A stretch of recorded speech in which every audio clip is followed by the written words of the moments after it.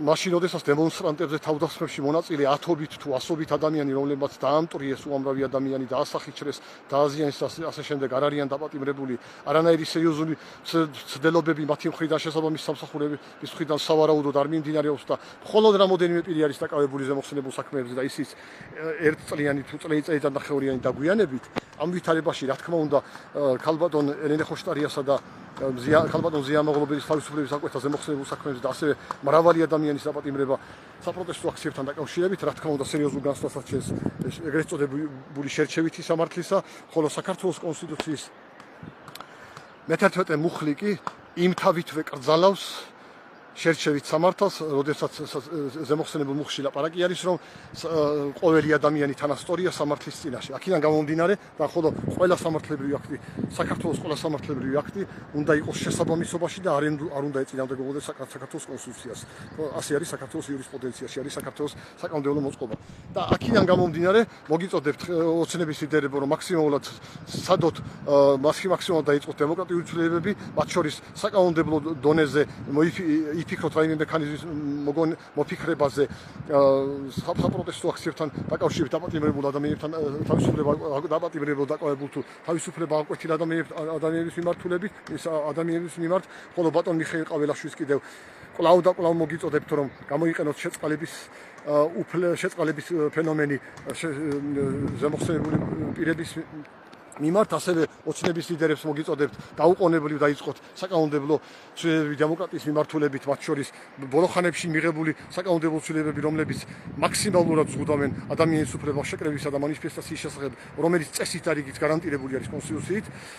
და ასევე მოგიწოდებთ კვლავ და კვლავ რაც შეიძლება მოკლე ვადაში გააუქმოთ მაჟორიტარის ინსტიტუტი მომავალი საკრებულოს არჩევნებისათვის. ანუ მაქსიმალური გააკეთოთ იმისათვის, რომ რაც შეიძლება დემოკრატიულ რეესტრებზე გადავიდეს საქართველო. ამის სრული რესურსი და საშუალება ახლა თქვენ გააქვთ და მოგიწოდებთ ეს გააკეთოთ. კიდევ ერთხელ მე ვინც ჩემს აქტიურობას თვალყურსადენებთ, გეცნობათ რომ ხშირად ვამბობ მაგას, რომ დღეს საქართველოში დემოკრატიის ინდექსი ეკონომისტის სიაში არის 4.34 ქულით შეფასებული, 4 ქულის ქვევით ოფიციალურად იწყება ოფიციალურად ავტორიტარულად აღიარებული სახელმწიფოების ჩამონათვალი. მხოლოდ 0.34 ქულა აშორებს საქართველოს ახლა იმ ზემოხსენებული წითელი ხაზიდან, ანუ 4 ქულიდან, ეგრეთ წოდებული წითელი ხაზიდან. 2011 წელს, როდესაც ბატონი მიხეილ სააკაშვილი იყო საქართველოს პრეზიდენტი და ნაციონალური მოძრაობა იყო ხელისუფლების სათავეში, ზემოხსენებულ სიაში შეფასებული იყო საქართველოს ინდექსი 4.74-ით, ანუ ზემოხსენებული სიით საქართველოში დემოკრატიის ინდექსი უკვე ჩაცდა 2011 წლის არჩევნებებს, თუმცა მაშინაც იმედი იყო დემოკრატიის მიმართულების საქმე, როგორც მოგეხსენებათ, და მაშინ რომ გაეტარებინა ბატონ მიხეილ სააკაშვილის და ნაციონალურ მოძრაობას რეფორმები, დემოკრატიული რეფორმები, მაგალითად, რომ გაეუქმებინათ მაჟორიტარული სისტემა, როგორც საპარლამენტო არჩევნებზე, ასევე საკრებულოს არჩევნებში, დაეწიათ გამსვლელი ბარიერის საპარლამენტო არჩევნებში და გაეტარებინათ სხვადასხვა რეფორმები. მოგეხსენებათ, მაშინაც ძალიან მძიმედ იყო დემოკრატიის მხრივ საქმე. მაგალითად, გემახსოვრებათ, რომ ერთი მეორის მიყოლებით იხურებოდა მაგალითად ტელევიზიებში დროდადრო პოლიტიკური ток-შოუები, თუ გახსოვთ, მაგალითად, არდადაგები რო იწყებოდა, არდადაგების გამო იხურებოდა ток-შოუები ხშირად პოლიტიკური და მე აღარ იხსნებოდა და ასე შემდეგ. და რო გაეტარებინათ დემოკრატიული რეფორმები, ახლა უკეთესი იქნებოდა თვითონ ბატონ მიხეილ სააკაშვილისთვისაც, თვითონ ნაციონალური მოძრაობისთვისაც და თვითონ საქართველოსთვისაც, ანუ საქართველო დაზარალდა ამით. ანუ ეს რომ მომხდარიყო, დღეს საქართველო უკვე იქნებოდა დაახლოებით პოლონეთისა და ჩეხეთის და კიდე რა ვიცი რომ სახელმწიფო ლიტვის სიტყვაზე ლატვიისა და ამ სახელმწიფოების დონის დემოკრატია. და საქართველოს ეკონომიკა იქნებოდა გაცილებით უფრო მაღლა და საპროცენტო ბანკების შესახებზე პროცენტების ოდენობა იქნებოდა გაცილებით უფრო დაბალი, რადგანაც უფრო მაღალია დემოკრატია, უმრავლეს შემთხვევაში სოფლიოში მით უფრო დაბალია საბანკო შესახებზე პროცენტის გადასახადი. არ გააკეთეს და ძვირი დაუჯდათ თვითონ ბატონ მიხეილ სააკაშვილისაც, თვითონ ნაციონალურ მოძრაობას და ძვირი დაუჯდა საქართველოსაც.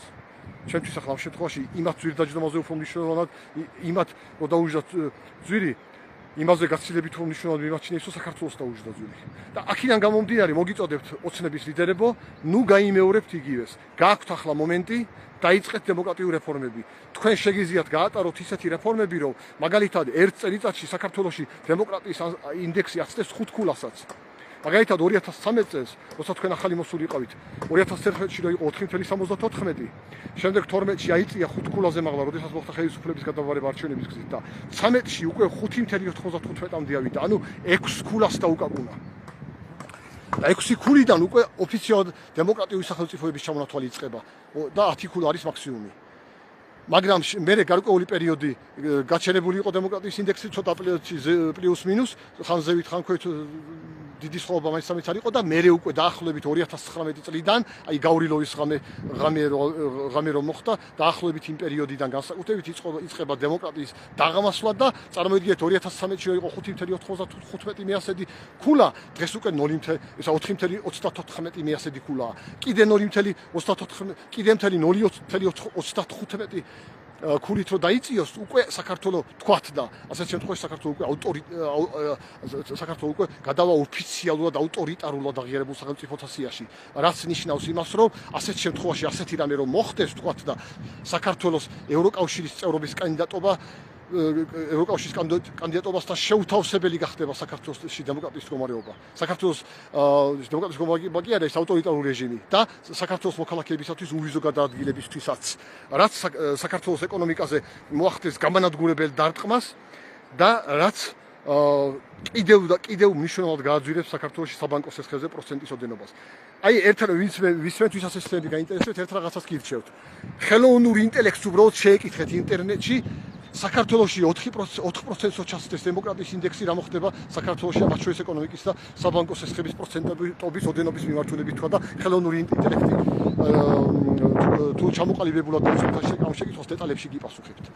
აი ამ დეტალებზე მინდოდა საუბარი. დიდი მადლობა ყურადღებისათვის. კარგად ბრძანდებოდეთ.